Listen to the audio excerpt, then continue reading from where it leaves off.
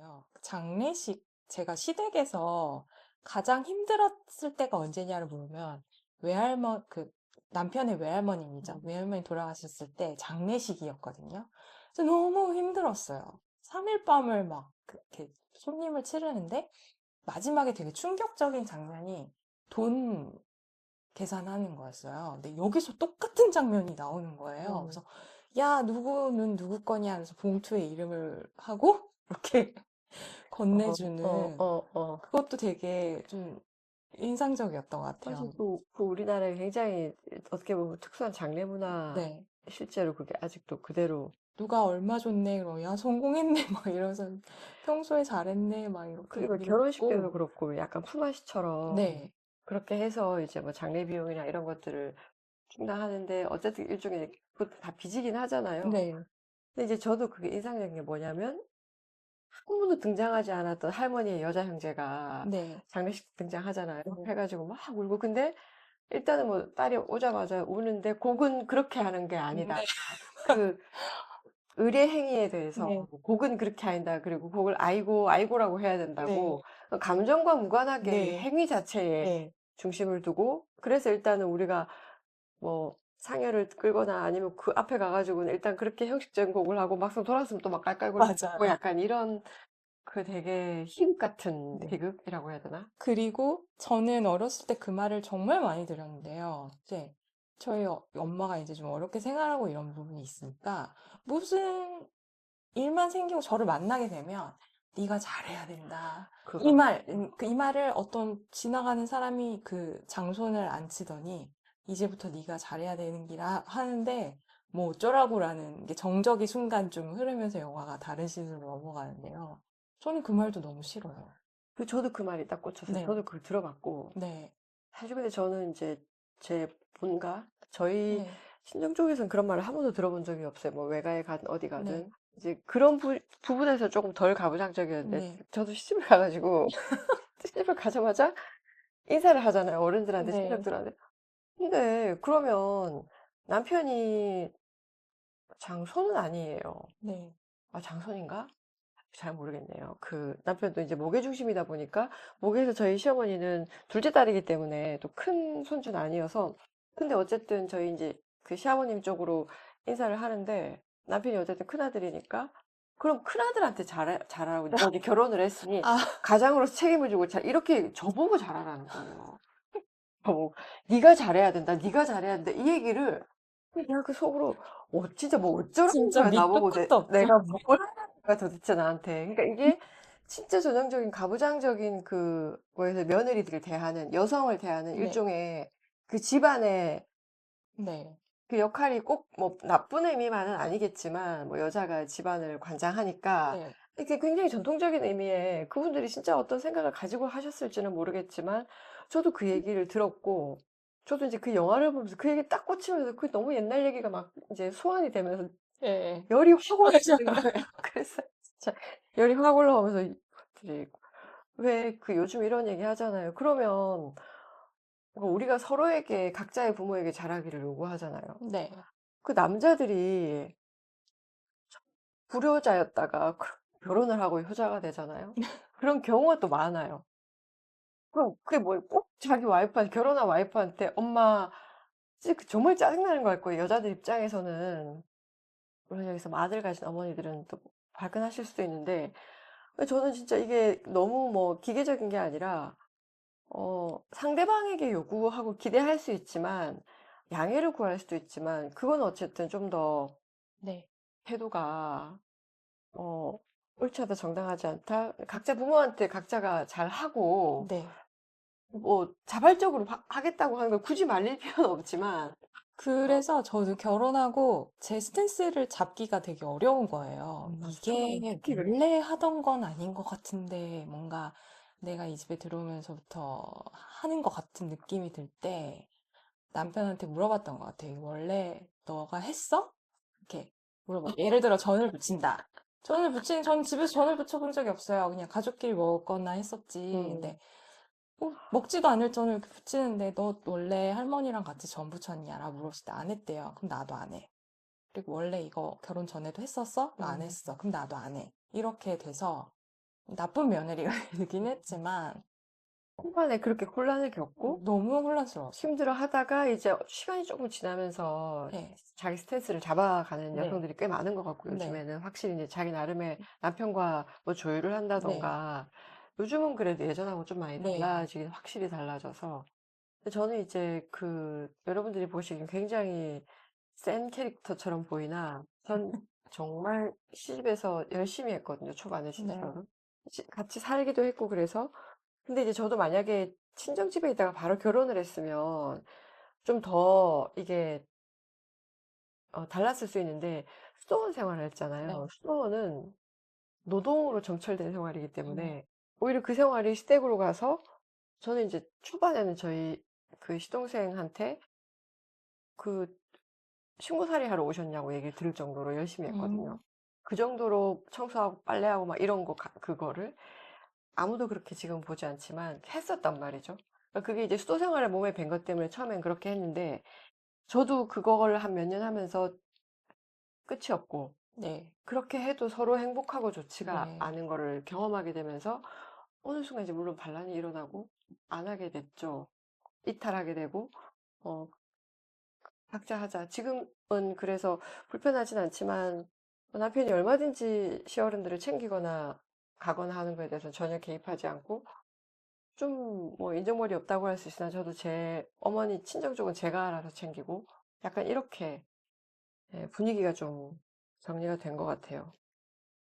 그렇게 가부장적인 환경에서 지금은 살고 있지 않으면 이렇게 할 얘기가 많은 거 보면, 우리에게 은연중에 혹은 의식적이든 무의식적인 배어있는 이 가부장적이거나 이 장손 혹은 아들 중심의 이것들은 정말 뿌리 깊은 것 같아요. 네. 언제쯤 끝이 날까 생각이 드는. 할아버지, 우리 윗세대들이 다 돌아가시면 없어질 것인가. 그러니까 그쵸. 이미 이제 그 할아버지 세대는 거의 돌아가실 때, 네, 저희 아버지가 돌아가셨으니까 70대 네, 돌아가시고, 지금 이제 60대 분들까지 이제 만약에 다 돌아가신 정도가 네. 되면 조금 바뀌지 않을까 싶어요. 근데 참 우리나라가 이제 기이한 역사도 있잖아요. 많죠. 남과 북이 나눠져 있고 응. 뭔가 대립하는 상황들이 많이 생기는 것 같아요. 남과 북, 남과 여. 남녀, 세대 간. 네. 그 좁은 나라임에도 세대가. 불구하고 격차가. 네. 근데 이제 이건 조금 다른 얘기인데, 이번에 이제 뭐 이 시국이 되게 시끄럽고 수상한 시절이죠. 네. 난리가 나서, 근데 저도 이번에 시위를 보면서 저희 딸아이가 이제 여고생인데, 음, 앞으로는 이 아이들이 이끌고 나가겠구나. 네. 이게 단순히 여성 중심이다, 목요 중심이다, 이게 네. 아니라, 그 예전에 이제 이전 탄핵 때하고는 네. 시위 문화가 많이 달라지면서, 제가 어떤 얘기를 들었냐면, 그 학교 내에서 또 이제 고등학생들이니까 정체성 이런 게 드러나지 네. 않고, 걔네들 뭐 크게. 근데 이제 이번 사태를 통해서 아이들이 이게 확 일어났다는 네. 거예요. 그러면서 색깔들이 꽤 선명해지면서, 네. 근데 이때 무슨 얘기를 하냐면, 엄마, 남자애들 아무 생각이 없어.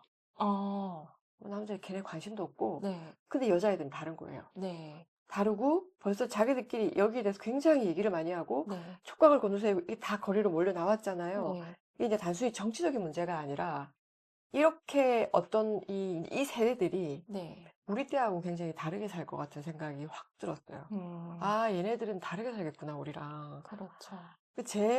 그 고등학교 때를 생각해보면 그런 분위기가 전혀 네. 아니었잖아요. 진짜 애기였던 것 같거든요. 네. 정말 애기였던 것 같고, 그때는 도대체 시절이 굉장히 네. 엄혹했잖아요. 그때는 저희 이제 80년대 이럴 땐 되게 엄혹했는데, 90년대 이럴 때는. 그럼에도 불구하고 전혀 진짜 몰랐는데, 지금 아이들은 다른 것 같아요. 네. 그래서 그 할머니, 할아버지, 여기 나온, 영화에 나오는 할아버지도 그렇고, 어떤 전쟁을 겪으면서 일상을 뺏겨본 자의 그 되게 척박함 있잖아요. 그러니까 음. 어찌할 수 없이 발생했던, 트라우마. 네, 트라우마로, 음, 그렇게 그게 가족에게 이어지기까지 이어지고. 영향을 미치는 게 이제는 없길 바라고, 음. 없겠죠. 그런 게 좀 사라지다 보면 그건 맞아요. 어떻게 저희 될까. 네. 아버지가 그 얘기를 하셨어요. 이제 얘기가 이제 그 네. 할아버지처럼, 저희 아버지도 전쟁 세대인데, 실제적으로 막 전쟁통에 있지는 않으셨고, 나이가 그 6.25가 터지던 그 해에 태어나셨고, 네. 51년생이니까 아, 그러니까. 아, 51년생 엄마고, 저희 아버지 네. 네. 46년생이니까. 그런데 제가 되게 충격을 받은 게 뭐였냐면, 충격을 받았어, 그때. 굉장히 마음이 아팠는데, 이제 뭐 경상도 분이니까 다 보수적인 색깔이시고, 그냥 원래 그냥, 아유, 꼰대 할아버지 할머니들인가 보다, 이렇게 생각을 했지. 근데 뭔가, 그 세월호가 터지고, 저희 아버지가 학교 선생님이셨기 때문에, 네. 그 아이들이 그렇게 되는 걸 보면서 너무 가슴 아파하시는 거예요. 음, 그 또래 아이들을 보면서. 그런데 저희 아버지는 이제 정치적으로 완전히, 네. 어, 보수 쪽에 있으니까 제가 물어봤어요. 왜 그러냐. 네. 이런 상황이면 이게 정치적인 어떤 부분에도, 아버지가 그걸 유지하기가 어려운 거 아니냐. 이렇게 네. 얘기했더니 저희 아버지 첫 마디가 뭐였냐면, 그래도 북한군이 쳐들어오면 안 되기 때문에 우리는 저희 네. 아버지가 과학교사예요. 심지어. 아, 음, 과학 네. 전공한 과학교사예요, 심지어. 굉장히 학교에서 유능한 교사셨거든요. 근데 첫 마디가 그러면 안 되기 때문에 일단은 미국으로부터 우리는 보호를 받고 딱 저기가 있어야 돼. 그때 제가 입이 딱 다물어지면서 두 번 말하지 않았어요. 네. 너무 마음이 아팠고 그거를 이용하는 위정자들이 너무 사악한 것이지 그쵸. 그 세대들은 진짜 그 트라우마를 네. 가지고 있는 거예요. 트라우마를 가지고 아 이거는 굉장히 그 정신적인 그 불안 이 불안이 지금까지 이렇게까지 이어져서 뭔가를 붙들고 있구나. 그 안전에 대한 그 욕구가 가장 근본적인 거니까 네. 그거를 이용하는 사람들은 나쁜 거죠. 근데 나쁜 거죠. 그게 우리는 특정하게 사상적인 건 좀 그렇지만 아무튼 그때 당시는 한 나라에서 분열이 일어난 거기 때문에 사실상 이웃이 뭐 그렇게 돼버리면 사회주의화 되면 음, 갑자기 옆집 들어가서 다 총으로 쏴 죽여버리고 이런 상황이었다고 음, 하더라고요. 음. 그러니까 어떻게 보면 어찌해야지 되게 위협적인 상황이 그냥 그치. 길을 음. 다니는 것 어, 자체도 맞아요. 좀 그럴 수는 있겠다. 좀 이해는 하게 됐어요. 맞아요. 그 생존이 네, 달려 네, 있잖아요. 왜냐면 우리가 아무리 잘 먹고 사는 문제는 두 번째 문제고 결국은 사느냐 죽느냐가 네, 일단 일차적인 건데 그 부분에 직접적인 위협을 받게 되었을 때 네, 그 심리적인 어떤 것들 네, 근데 이제 그런 부분들이 실제로 그 세대분들한테는 네, 확실히 이게 어떤 트라우마적 상황으로 존재하고 있고 근데 이제 조금 더 심층적 차원에서 정신적 차원에서 보면 그 트라우마를 우리도 상처가 있잖아요. 네. 이게 이제 진짜 트라우마적으로 작동하는 것이냐, 내가 거기에 매몰려 있는 것이냐, 아니면 내 상처를 나 스스로도 이용할 수가 있거든요. 아, 나도 아, 모르는 사이에 내 상처를 내가 이용해서 살 수도 있어요. 음, 이런 여러 가지 현상이 있다는 거죠. 네, 그리고 지금 뭐 사회적으로는 정말 그 어르신들의 어떤 상처를 적극적으로 이용해서 위정자들이 자기들의 어떤 이득을 유지하는데 이득하는 음, 어떤 그 카르텔이 있을 수 있고 또 우리 개인의 어떤 영역에서는 우리가 어린 시절에 다 상처들이 있고 네, 뭐 가족 관계 안에서 근데 이 상처가 단순히 트라우마이기 때문이 아니라 무의식적 차원에서는 내가 적극적으로 그 상처를 이용해서 다른 어떤 것들을 유지하거나 획득하거나 누리기도 한다는 거죠. 이 할아버지도 어떻게 보면은 그걸 상처에 매몰돼 있으면서도 이용하기도 하고, 그렇죠. 그래서 그걸 한편으로 활용해서 아프기도 하지만, 그걸 활용해서 어떤 체제를 유지할 수 있잖아요. 네. 그 자신의 주장 혹은 어떤 권력 혹은 어떤 것들을 그거를 하나의 일종의 권력으로 이용할 수도 있다. 이게 이제 이 인간이 가지고 있는 어떤 내적인 부분과 관계나 혹은 사회적인 부분들이 같이 계속 연동이 되는 지점들. 네. 세상에 이렇게 시간이 빨리 가다니. 그렇게 이 영화가 참 진짜 많은 할 얘기들을 끊임없이 쏟아내게 만드는 부분이 있네요. 제가 마지막에 이 말 음, 썼네요. 각 시대를 견뎌온 가족들이 벌이는 대환장 파티라는 말을 맞아요. 썼습니다. 대환장 파티를 했고. 네, 그리고 클라이막스가 불이 네, 나고, 네. 어, 아, 마지막 장면, 저 너무, 할아버지가 결국 산에 가잖아요. 갈림길에서 이제 손주에게 통장을 쥐어주고 이제 돌아오는 길에 부부공장 쪽이 집이고, 이제 이쪽이 음, 산으로, 그 묘지가 있는 산인데, 산으로 가서 결국엔 이제 돌아가시겠죠? 저도 그렇게 그러면서 느꼈어요. 이게 좀 허망함? 음. 네. 결국엔 남는 건 없다라는 거지. 그 마지막 살아남은 사람들의 또 이야기가 펼쳐지겠구나. 그 할아버지가 스스로 얘기한 것처럼 가서 돌아갔더니 그 속에 아무것도 네, 없었다. 그 아무것도 길묘. 없었다. 네, 그 우리가 유지하고자 하는 혹은 붙들고자 하는 그 많은 것들의 허망함과 무의미함. 네, 그러면 다시 돌아와서 그 영화를 끝으로 우리 스스로에게 던질 수 있는 질문은 그럼 나는 어디에 힘을 가장 쏟고 있으며 그것이 나에게 무슨 의미인가? 네, 설령 내가 그런 뭐 장손집의 며느리든 뭐 손주든 손녀든 거기 그 역할에 충실해서 살 수도 있잖아요. 네, 근데 살 수도 있고 그게 나쁘다는 게 아니라 우린 선택할 수 있어야 된다. 맞아. 그리고 그 선택에 내가 스스로가 부여하는 의미가 있어야 된다. 네, 그 의미에 충실할 수 있어야 네, 된다. 그래야 한이 없지. 이게 왜냐하면 그 영화상에도 결국은 그 가부장제 가족의 어떤 장소를 중심으로 하는 이게 개인이 없잖아요. 결국 다 맞아요. 역할만 네, 있잖아요. 네, 그 며느리, 네, 큰딸, 큰아들, 손주, 맞습니다. 장손 네, 혹은 손녀는 뭐 거론이 되지도 네, 않고 그러니까 역할만 존재하잖아요. 이게 역할만 존재할 때 가지는 그 개인의 소외 네, 이런 부분도 되게 중요한 지점이라 네, 물론 그런 건 뭐 다음번에 또 논의되겠지만 이게 가부장적 가족의 가장 큰 어떤 핵심적인 부분은 개인의 소외인 것 같거든요. 이 개인의 소외는 반드시 이 정신분석적 의미로는 증상을 출현시키게 되어 있다. 네, 어떤 방식으로든 그렇죠.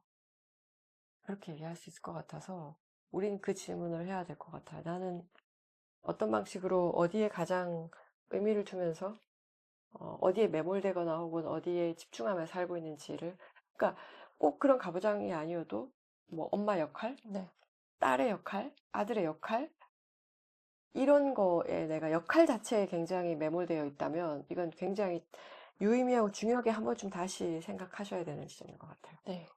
이것도 이런 얘기를 더 깊게 다룰 수 있는 텍스트나 영화가 있었으면 좋겠어요. 조금 더 들어가서 네, 그죠? 어떤 개인의 어떤 것, 심리나 이런 네, 것들이 좀 더 디테일하게 묘사가 되는 네. 따라갈 수 있는 그러면 좋을 것 같아요. 저도 시간 가는 줄 모르고 시간 좀 되게 빨리 하죠. 네. 완전히 흥분해서 얘기한 것 같은데.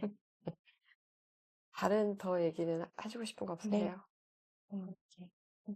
네, 오늘 저희가 장손이라는 사실 어떻게 보면 굉장히 좀 이제는 고리타분한 것 같은 그런 제목인 것 같으나, 얘기를 하다 보니까 아직도 우리에게 되게 중요한 기표다. 장손이라는 아들이라는 기표는. 그래서, 모두가 한번 좀 생각해 볼 수 있을 그런 영화였던 것 같고요. 저희는 다음번에 또 다른 재밌는 이야기로 돌아오겠습니다. 고맙습니다. 감사합니다. 네, 수고하셨어요. 수고하셨습니다. 어, 완전 달렸는데?